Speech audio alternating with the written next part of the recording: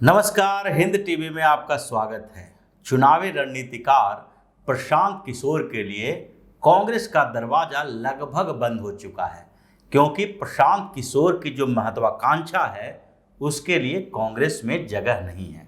प्रशांत किशोर ने कांग्रेस को जनता दल यूनाइटेड की तरह समझ लिया। जिस तरह जदयू के साथ काम करते हुए प्रशांत किशोर की नीतीश कुमार से नजदीकी हुई और 2015 के विधानसभा चुनाव में जब वो जनता दल यूनाइटेड के लिए काम कर रहे थे, जदयू, आरजेडी और कांग्रेस का गठबंधन बना था और इन तीनों पार्टियों की यानी महागठबंधन की बिहार में जीत हुई थी। उसके बाद नीतीश कुमार के एक करीबी बन गए, लाडले बन गए। नीतीश कुमार ने इन्हें राजनीति में आने का ऑफर दिया, इन्होंने एक्सेप्ट कर लिया। जनता दल यूनाइटेड में जाने के साथ ही उन्हें बॉस की बगल वाली कुर्सी मिल गई, यानी नीतीश कुमार ने जदयू का राष्ट्रीय उपाध्यक्ष प्रशांत किशोर को बना दिया। हालांकि दोनों के बीच ज्यादा दिनों तक बन नहीं सकी, क्योंकि प्रशांत किशोर की महत्वाकांक्षा अलग थी। प्रशांत किशोर भारतीय जनता पार्टी के सहयोगी बनने के बाद जदयू के साथ काम नहीं कर सकते थे।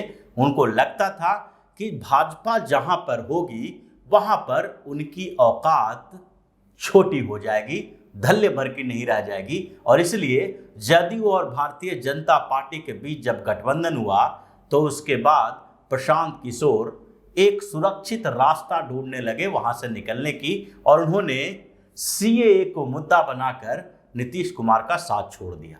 लेकिन उसके बाद जो उनकी स्थिति रही है उसमें उन्होंने दो प्लान बनाए थे। एक प्लान कांग्रेस के साथ जुड़ने का था, जबकि दूसरा प्लान जिस पर अब वो काम करेंगे, यानी कांग्रेस का दरवाजा उनके लिए लगभग बंद इसलिए हुआ है क्योंकि कांग्रेस में उन्होंने ऐसी मांगे रख दी जिससे कांग्रेस राजी नहीं हो सकती थी। चुनावी रणनीतिकार के तौर पर प्रशांत किशोर की इज्जत है कांग्रेस के अंदर, उनको सम्मान भी मिलेगा। लेकिन अगर वो चाहेंगे कि कांग्रेस में जाते ही जदयू की तरह वो सीधे हाई कमान के बगल वाली कुर्सी ले लें तो ये संभव नहीं था, और इसलिए प्रशांत किशोर को नीचे से ऊपर बढ़ने की रास्ता दिखाने के लिए कांग्रेस ने कहा और एक कमेटी में उनको जुड़ने के लिए कहा गया, जिस ऑफर को उन्होंने ठुकरा दिया।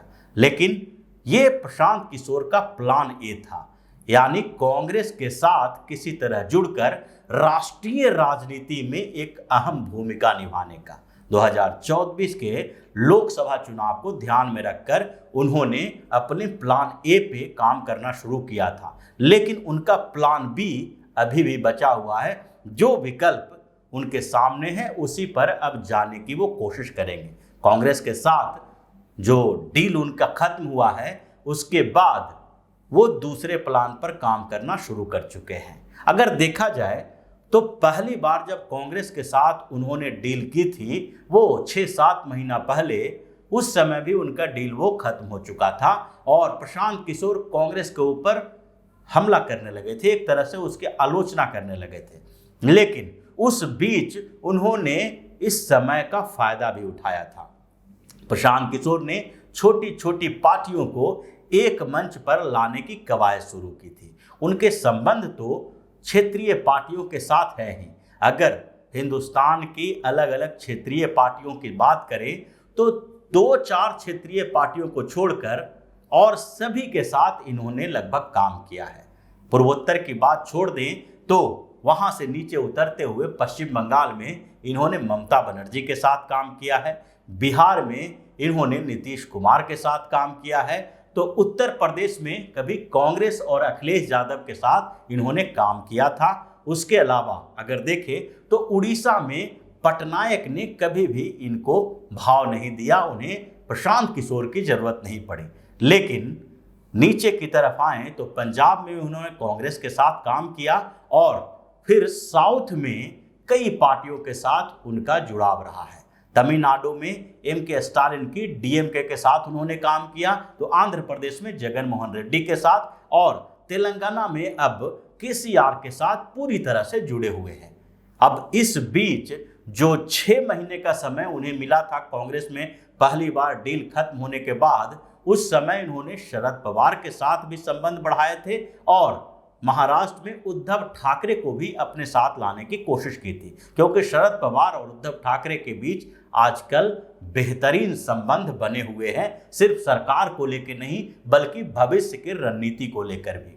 अब प्रशांत किशोर ने जैसे ही शरद पवार की बात की और उसके बाद जब वो फिर से कांग्रेस में आने के लिए सोचे, तो एनसीपी के नेताओं ने भी उनके ऊपर छोटे मोटे आरोप लगाए थे। एनसीपी के कुछ नेताओं का कहना था कि जब प्रशांत किशोर उनके पास आए थे तो उन्होंने एक दूसरा प्लान दिया था, जिसमें एनसीपी और ममता बनर्जी के टीएमसी के विलय का प्लान था कि दोनों पार्टी एक हो जाए और 2 स्टेट में इनकी सरकार रहेगी। उसके अलावा दूसरी जो पार्टियां हैं छोटी छोटी, वो इनके साथ जुड़ जाएंगे और उसके साथ जो नया मोर्चा बनेगा उसका नेतृत्व शरद पवार के हाथों में होगा और उसका पीएम कैंडिडेट ममता बनर्जी को बना दिया जाएगा। ये प्लान उन्होंने पहले दिया था, लेकिन उसके अलावा जो अलग अलग पार्टियों से उनका जुड़ाव हुआ तो उन्होंने दूसरा भी एक प्लान बनाना शुरू कर दिया कि पूरे देश में कांग्रेस और भाजपा के अलावा एक तीसरे मोर्चे की आवश्यकता है और उसका सूत्रधार उन्होंने बनाया केसीआर को। केसीआर तेलंगाना से चलते हुए दिल्ली तक पहुंचे। उन्होंने एक पड़ाव महाराष्ट्र में मुंबई में रखा और वहां पर उन्होंने उद्धव ठाकरे और शरद पवार दोनों से मुलाकात की। उसके बाद दिल्ली में भी उन्होंने कुछ और दूसरे नेताओं के साथ बातचीत की, मुलाकात की और इसके अलावा ममता बनर्जी के साथ भी उन्होंने अच्छे संबंध बनाए।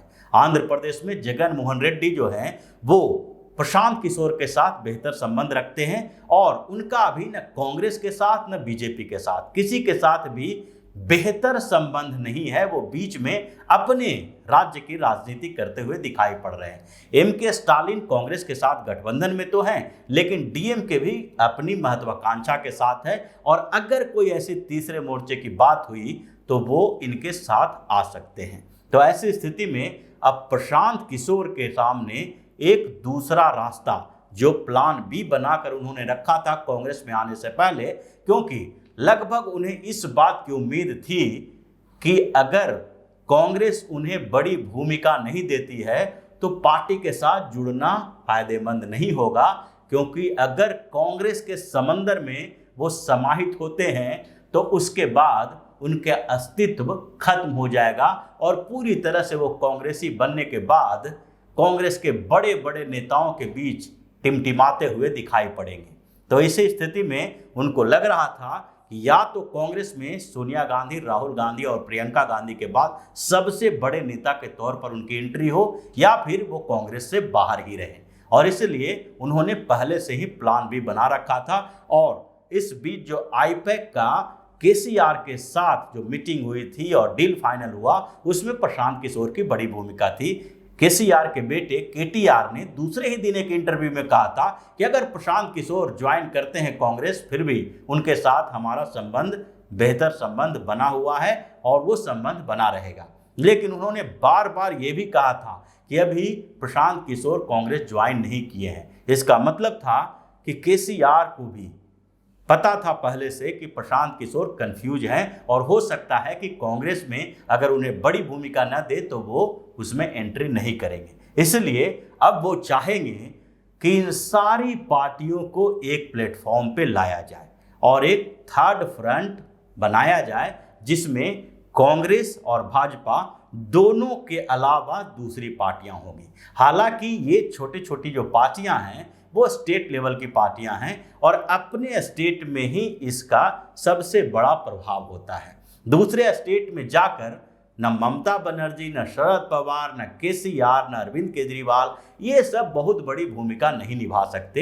हालांकि अरविंद केजरीवाल की महत्वाकांक्षा अभी बढ़ी है, उनके पार्टी का एक्सपेंशन भी हुआ है, इसके कारण वो 2 राज्य में सरकार बना चुके हैं। लेकिन और जितनी भी स्टेट लेवल की पार्टी है वो अपने ही स्टेट तक सीमित है। ममता बनर्जी का प्रभाव न बिहार में है, न यूपी में है, न साउथ में हो सकता है। लेकिन एक जो परसेप्शन क्रिएट करने का मौका मिलता है राजनीति में, वो परसेप्शन क्रिएट किया जा सकता है। इसके कारण उस राज्य में उस पार्टी को दोगुना फायदा हो सकता है। यही प्रशांत किशोर चाहते भी हैं। अगर सारे लोग एक प्लेटफॉर्म पे आते हैं और 5-5, 6-6 मुख्यमंत्री केसीआर के प्रचार करते हैं उनके राज्य में, तो वहां के लोगों के मन में केसीआर के प्रति जो भावना पैदा होगी और जो पॉलिटिकल इमोशंस होगा उसका फायदा उन्हें मिल सकता है। यही वो चाहते भी हैं कि अगले साल के चुनाव से पहले ऐसी स्थिति पैदा हो जाए। यही स्थिति अलग अलग राज्यों में दूसरे नेताओं के साथ भी होगी कि एक प्लेटफॉर्म पे इतने मुख्यमंत्री हैं जिनका कहीं न कहीं भाजपा और कांग्रेस दोनों से विरोध है, और अब प्रशांत किशोर का प्लान भी उसी दिशा में जाएगा जहां वो इन पार्टियों को इकट्ठा करके एक थर्ड फ्रंट बना सकते हैं और उसके कोऑर्डिनेटर की भूमिका निभा सकते हैं। जैसे यूपीए और एनडीए बना हुआ है, यूपीए के चेयरमैन सोनिया गांधी हैं, उसी तरह से वो थर्ड फ्रंट के चेयरमैन बन सकते हैं, वो उसके संयोजक बन सकते हैं। तो इसी तरह की खबरों के साथ फिर से हाजिर होंगे। तब तक के लिए बने रहिए हमारे साथ और देते रहिए हमें सहयोग, ताकि इसी तरह की खबर हम आपके लिए लाते रहें। धन्यवाद। अगर आपको हमारा वीडियो पसंद आया हो तो इसे लाइक करें, इस चैनल को सब्सक्राइब करें और हाँ, बेल आइकन भी दबाएं ताकि आप तक हमारे वीडियो की नोटिफिकेशन पहुंचते रहें।